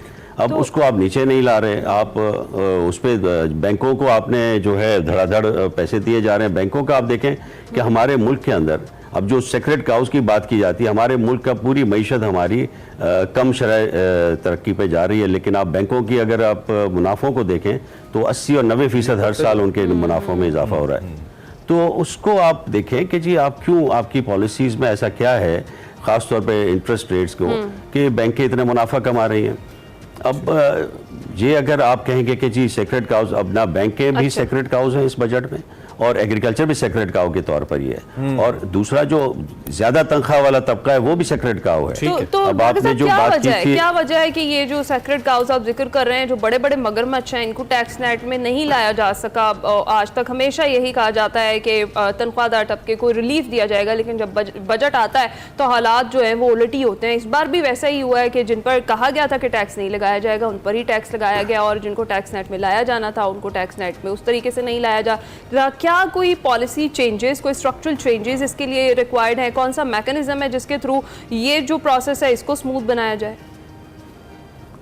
देखें, ये इसके लिए हुकूमत को सख्त फैसले करने चाहिए थे। इस बजट के अंदर ये तवक्को थी कि चूंकि पहला दूसरा साल हुकूमत का इलेक्शन ईयर नहीं होता तो हुकूमत एक सख्त फैसले कर सकती है, लेकिन हमारा मसला ये है कि हमारी जो असम्बलियाँ हैं, हमारी जो पार्लियामेंट है, उसमें ज़्यादातर हमारा एग्रीकल्चरिस्ट तबका डोमिनेट करता है और उनके ऊपर 1 या 2% वो टैक्स देते हैं पूरे बजट में से, और बाकी 95-98% जो बजट में जो टैक्सेस आते हैं वो इंडस्ट्री, ट्रेड और बैंकिंग या थोड़ा बहुत इंश्योरेंस या इस किस्म के जो जिसको कहते हैं डॉक्यूमेंटेड सेक्टर्स, उससे टैक्स आता है। सैलरीड क्लास को आप देखें कि सैलरीड क्लास पे जो सबसे लोअर जो है स्लैब, उसके ऊपर 100% इजाफा कर दिया गया टैक्स का, और जो जैसे आप ऊपर जाएं तो 3 लाख रुपए अगर आपकी तनख्वाह है तो आपका इजाफा सिर्फ 25% है, और अगर आपकी तनख्वाह 12.5 लाख है तो आपका इजाफा सिर्फ 6% है।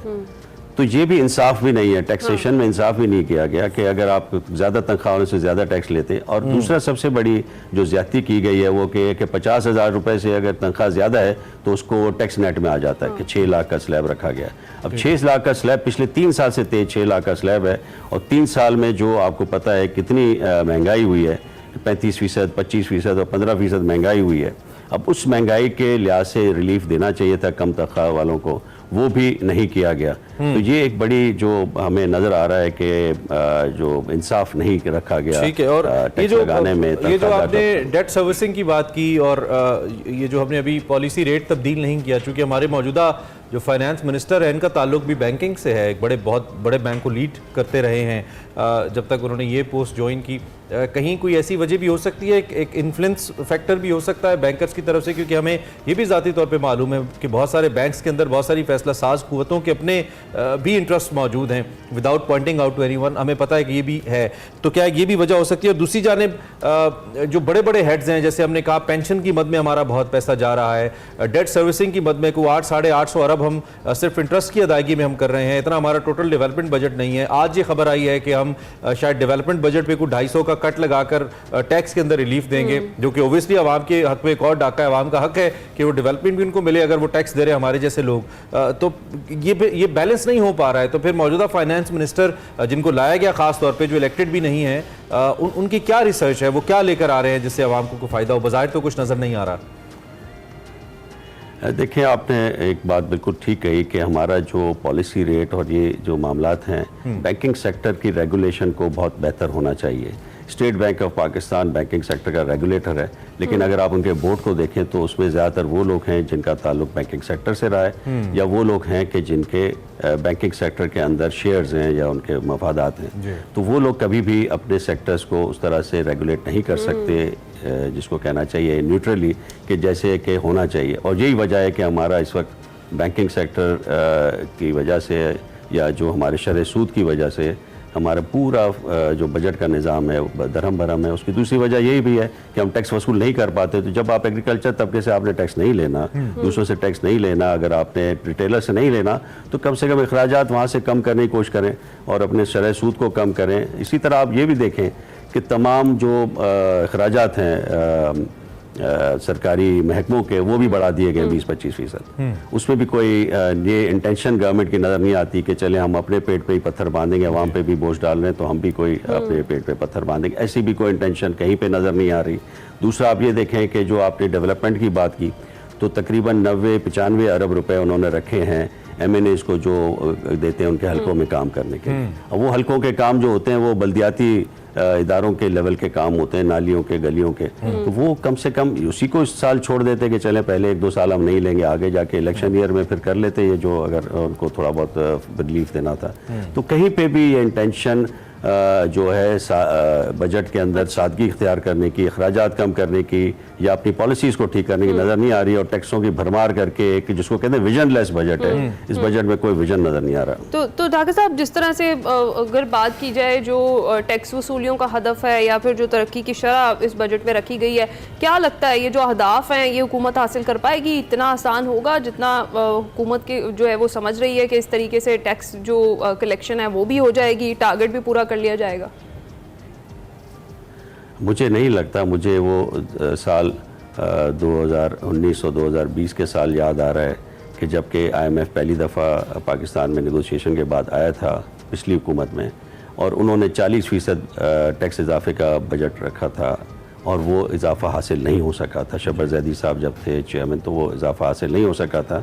तो ये इस किस्म के अहदाफ इस दफ़ा भी तकरीबन 38% का इजाफा तवक्को किया जा रहा है। मैं नहीं समझता कि इतना बड़ा इजाफा आ सकता है। मौजूदा सेक्टर में से इसका फिर यही होगा कि लोग जो फॉर्मल सेक्टर से निकलकर इनफॉर्मल सेक्टर में चले जाएंगे। आपकी इनफॉर्मल इकोनॉमी ज़्यादा ग्रो करेगी, फॉर्मल इकोनॉमी फिर प्रॉब्लम में रहेगी। या लोग जिस तरह अभी फ्लाइट ऑफ कैपिटल हो रहा है, दुबई में लोग लेके जा रहे हैं पैसा अपना, मलेशिया में लेके जा रहे हैं, टर्की, तो ये यही होगा।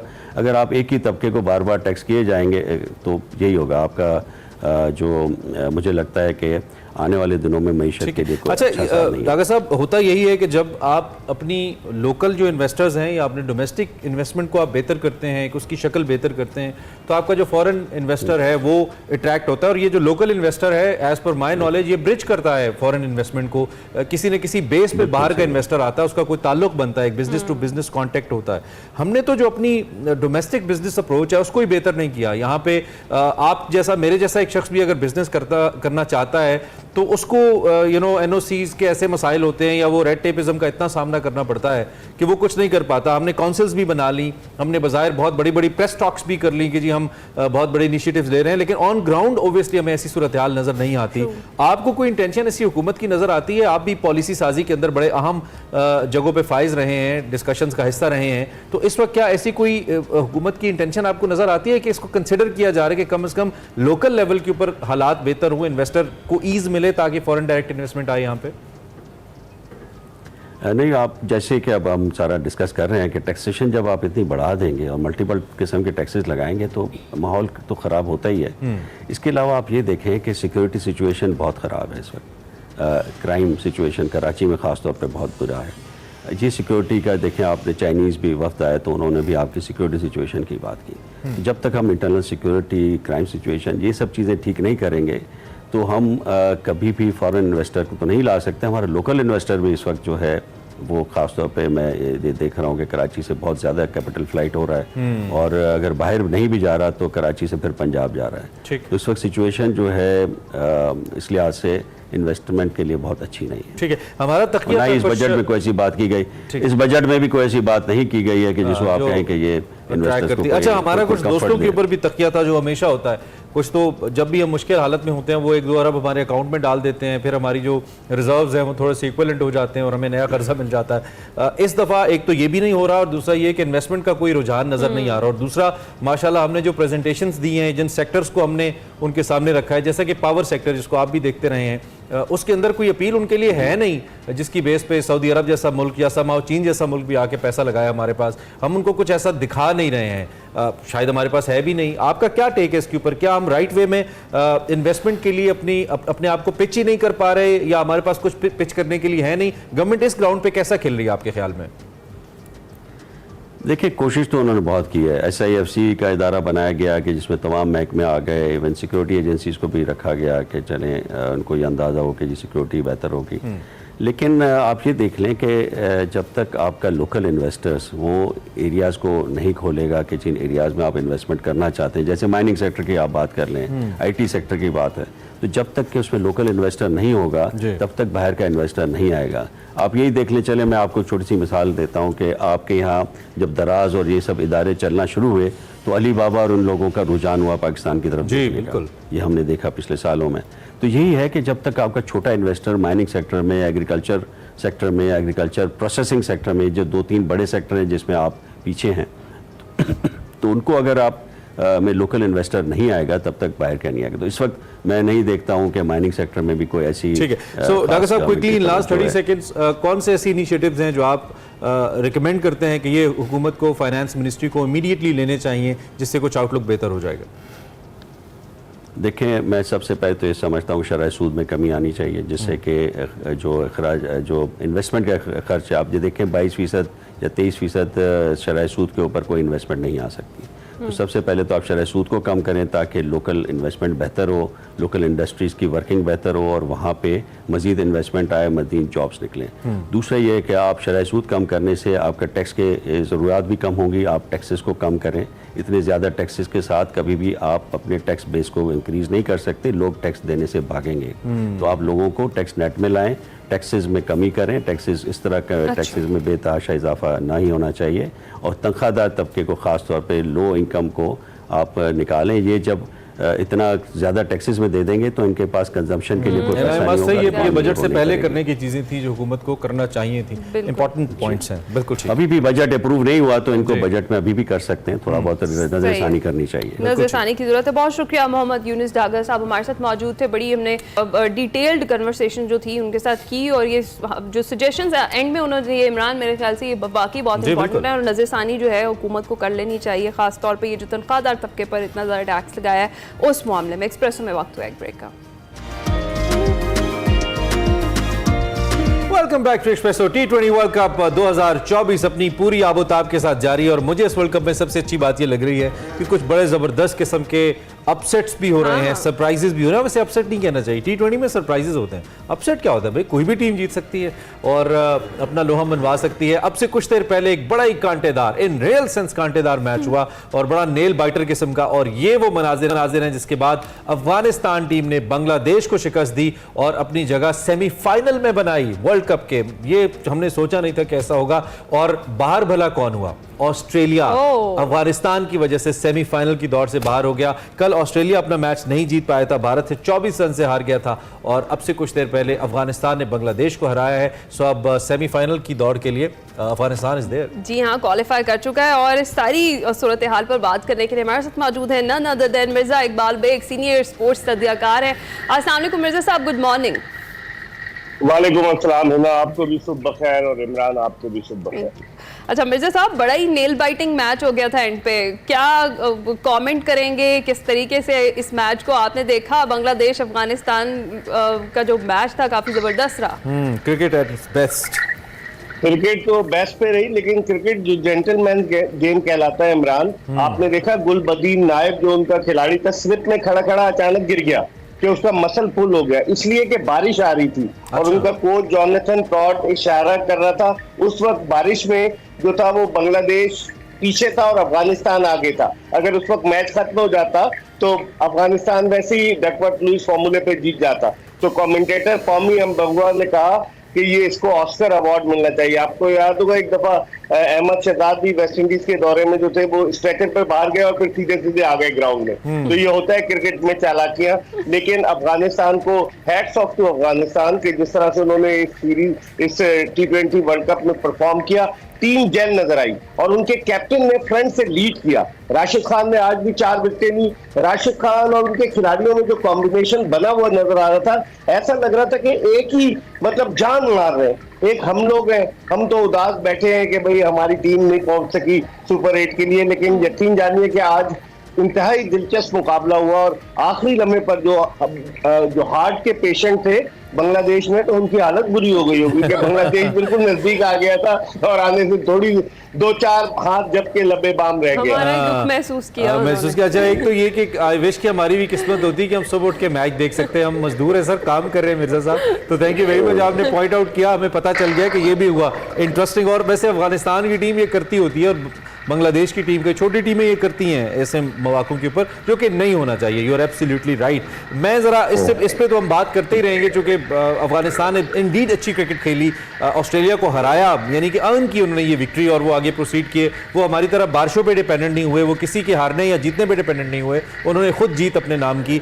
ऑस्ट्रेलिया ने क्या किया, कल जो मैच हुआ 2 wicket was a high scoring match, 205 run बड़ा अच्छा था। एक वक्त में लग रहा था 230-35 भी बन सकते हैं इंडिया के, लेकिन चेज नहीं कर पाए। सो कल के मैच पे क्या तजिया आपने, ऑस्ट्रेलिया ने क्या कितना बुरा खेला?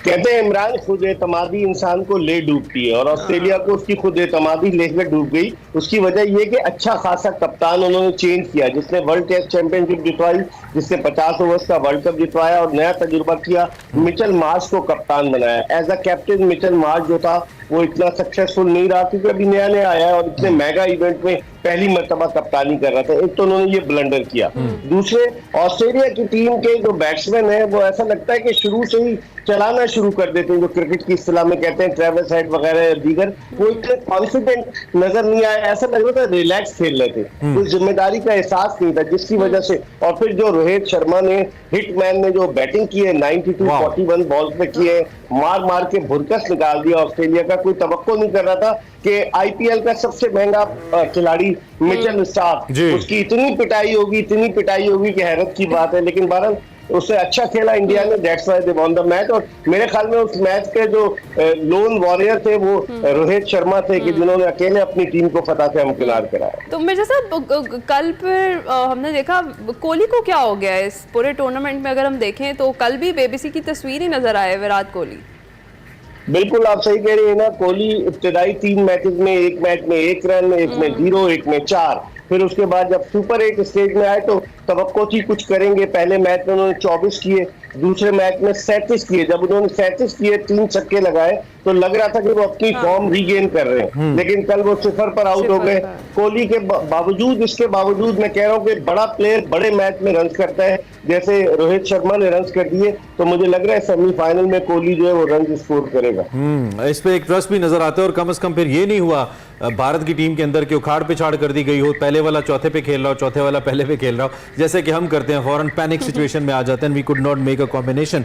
अच्छा, तो अब ये जो लाइनअप इस वक्त मुकम्मल होता नजर आता है हमें सेमीफाइनल्स का, इसमें आप कुछ बहुत कांटेदार सेमीफाइनल्स देखते हैं। और क्या अफगानिस्तान के अंदर आपको इस वक्त नजर आ रहा है कि they can proceed to the finals as well? Sir देखिए, अफगानिस्तान का मुकाबला इमरान सेमीफाइनल में साउथ अफ्रीका से है और इंडिया का मुकाबला सेमीफाइनल में इंग्लैंड से है।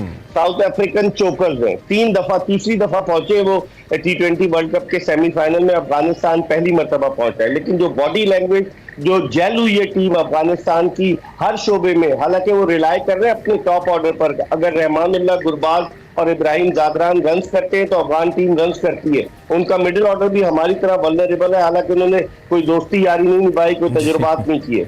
उसके बरक्स अगर आप देखें कि इंडिया वर्सेस इंग्लैंड, उस मैच में बारिश की पेशगोई की गई। 27 तारीख को जुमरात को होंगे दोनों सेमीफाइनल। पहला सेमीफाइनल जो है वो साउथ अफ्रीका वर्सेस अफगानिस्तान है। दूसरा जो है वो इंडिया वर्सेस इंग्लैंड, जहां बारिश की बहुत ज्यादा 88% तेज गोई है। तो और फिर इन्होंने अगला दिन रिजर्व डे भी नहीं रखा। अगर बारिश ने कंप्लीटली वॉश आउट कर दिया तो इंडिया ऑटोमेटिकली फाइनल में पहुंच जाएगा, इसलिए कि उसने सुपर 8 स्टेज के तीनों मैचेस जीते हुए। तो बड़ी इंडिया के लिए लगता है कि किस्मत भी उस पर मेहरबान है, और शायद किस्मत हमसे रूठी हुई थी। जय शाह ज्यादा मेहरबान है उसके, और वो एक स्टेज सेट करके देते हैं। लेकिन ये बड़ा अनफॉर्चुनेट है, ये जो बारिश का फैक्टर है, मुझे तो बतौर क्रिकेट फैन इसने बहुत मायूस किया है। एकदम से बारिश हो जाना, जैसे पाकिस्तान इंडिया के मैच में भी हम बहुत परेशान रहे कि बारिश हो जाएगी, हो ना जाए। मैच को डिस्टर्ब भी किया बारिश ने, डिले भी हुआ, बहुत सारे मैच तो हो नहीं पाए वर्ल्ड कप के अंदर।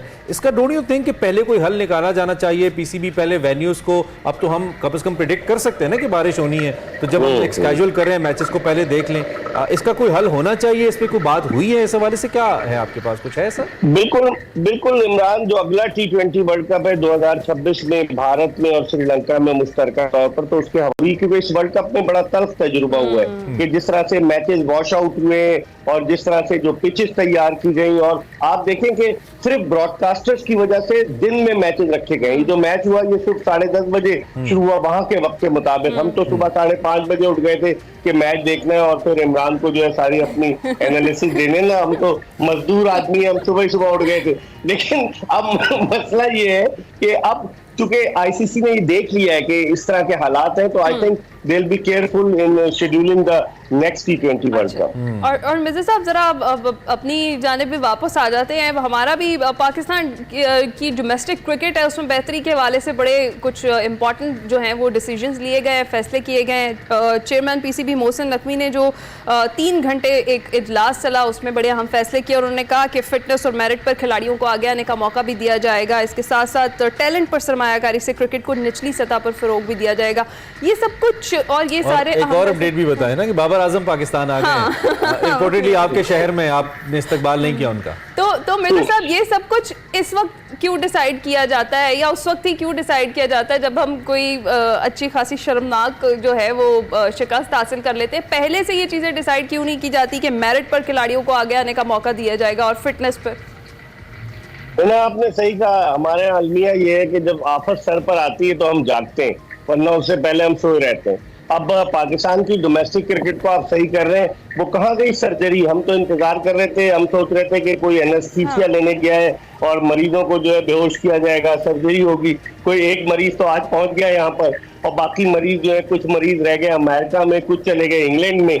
तो कहाँ गई सर्जरी? मुझे लग रहा है कि लोगों के जज्बात को कूल डाउन करने के लिए इस तरह की बातें की गई थी, और अब अटेंशन डाइवर्ट हो गई। अब डोमेस्टिक क्रिकेट की तरफ अटेंशन चली गई है। और दिलचस्प बात यह है कि उस इजलास में स्टेक होल्डर्स कोई नहीं थे, वही लोग थे जो पाकिस्तान की डोमेस्टिक क्रिकेट को काफी अरसे से चला रहे हैं। वो क्या बेहतरी लेकर आएंगे? तो बहुत सारी चीजें हैं, इनको सही करने की जरूरत है। मोहसिन नकवी साहब को भी इतना तजुर्बा नहीं है, वो with the passage of time सीखेंगे, लेकिन ये ना हो कि जब तक वो सीखे वक्त हाथ से निकल जाए। मतलब वो उन्हीं से सर्जरी के बारे में मशवरा कर रहे थे जिनकी सर्जरी की जानी है, उन्हीं से पूछ रहे थे सर्जरी कैसे करें। हाँ, उनको तो ऑपरेशन थिएटर लेके जाना है जिनसे मशवरा कर रहे थे। ऑपरेशन थिएटर अब पता नहीं किधर है, रावलपिंडी में, अहमदाबाद में, कहाँ पे है मुझे ये नहीं पता। सर्जन ने कब आना है? ऑपरेशन थिएटर भी हमने डिटरमिन करना है। चले, टाइम हमारे पास तकरीबन खत्म हो गया। सो आप क्या ये भी देख रहे हैं कि अफगानिस्तान वर्ल्ड चैंपियन बन सकता है T20 वर्ल्ड कप का? ये देख रहे हैं जिस तरह से इमरान अफगानिस्तान खेल रहा है, टीम जेल हुई, जो उनकी टीम स्पिरिट है, जो उनकी फाइटिंग स्पिरिट है, वो जंगजू लोग हैं ना अफगानिस्तान के, तो वो ग्राउंड में भी वही अपना जंगजुआना अंदाज इख्तियार किए हैं। तो तवक्को यही कि अफगानिस्तान साउथ अफ्रीका को इसलिए हरा सकता है कि साउथ अफ्रीकन चोकर हैं, बड़े गेम पर वो थोड़े उनके हाथ पांव फूल जाते हैं। अब देखें क्या होता है। और ये चोक उस वक्त भी करते रहे जब उनके पास बहुत बड़े बड़े नाम थे उनकी टीम के अंदर। अब तो टीम भी बैलेंस एक एवरेज सी टीम है, बहुत कोई एक्स्ट्रा ऑर्डिनरी नहीं है। ठीक है sir, thank you very much. Mirza Iqbal Baig साहब, डॉक्टर ऑफ क्रिकेट, हमारे साथ मौजूद थे। वैसे सर्जरी के लिए डॉक्टर साहब की खिदमात भी हासिल की हैं, और मीडिया तो हम देते ही रहते हैं। देखते हैं मोहसिन नकवी साहब क्या सर्जरी करते हैं और क्या रिजल्ट आते हैं, इस पर हम बात करते रहेंगे। एक ब्रेक लेते हैं, ब्रेक के बाद आखिरी हिस्से में आपको ज्वाइन करेंगे। Welcome back to Expresso. और जनाब, पॉप म्यूजिक के शहंशाह माइकल जैक्सन को मद्दाहों से बिछड़े 15 साल हो गए हैं, और माइकल जैक्सन ने अपने मुनफरिद अंदाज से पॉप मौसीकी पर अनमिट नकूश छोड़े हैं। स्टेट इंडियाना में अगस्त 1958 29 अगस्त को पैदा हुए। 1964 में अपने भाइयों के साथ जैक्सन 5 के पहले एल्बम के साथ आए और आई वॉन्ट यू बैक के नाम से इस एल्बम को रिलीज़ किया। दुनिया भर में इस एल्बम ने धूम मचाई। फिर पहला सोलो एल्बम अपना रिलीज़ किया और एक अलग पहचान बनाई है। 1982 उनका एल्बम थ्रिलर जिसने हिला के रख दिया दुनिया को, हर एक की ज़बान पर माइकल था और बेहतरीन गुलकार थे, पॉप म्यूज़िक को नए ट्रेंड्स दिए और आज भी उनके मद्दाह, उनके उतने ही फ़ैन हैं उनकी मून वॉक के जितना उनकी ज़िंदगी में थे। So rest in peace Michael Jackson. आज उनकी डेथ एनिवर्सरी मनाई जा रही है। इसके साथ ही एक्सप्रेसो का वक्त खत्म हुआ। आपसे मुलाकात होगी कल। अपना ख्याल रखिएगा, फीडबैक जरूर दीजिएगा। अल्लाह हाफिज।